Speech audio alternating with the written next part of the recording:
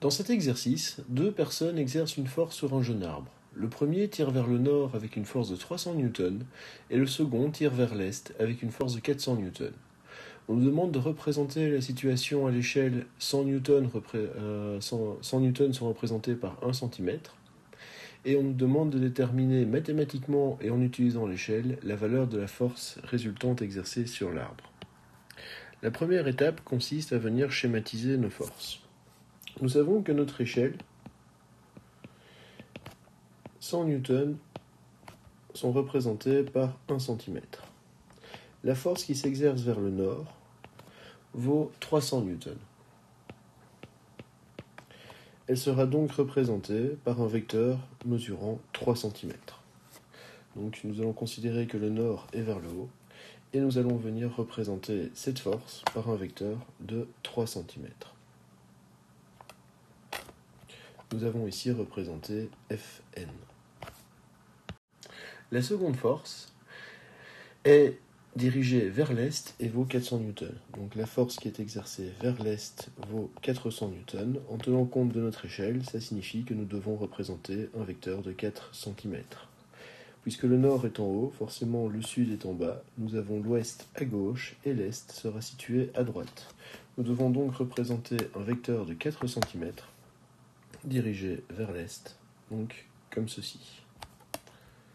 Nous avons ici notre vecteur force vers l'est. Pour représenter la résultante de deux forces, et en des directions différentes, le plus simple est d'appliquer la règle du parallélogramme. Nous allons donc translater la direction nord-sud sur l'extrémité du vecteur force est, et ensuite nous allons translater la direction ouest-est sur l'extrémité du vecteur force nord. Nous obtenons ainsi un parallélogramme.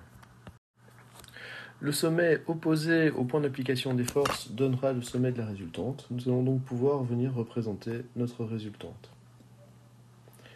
En appliquant notre échelle, nous remarquons que la résultante que nous venons de représenter mesure 5 cm.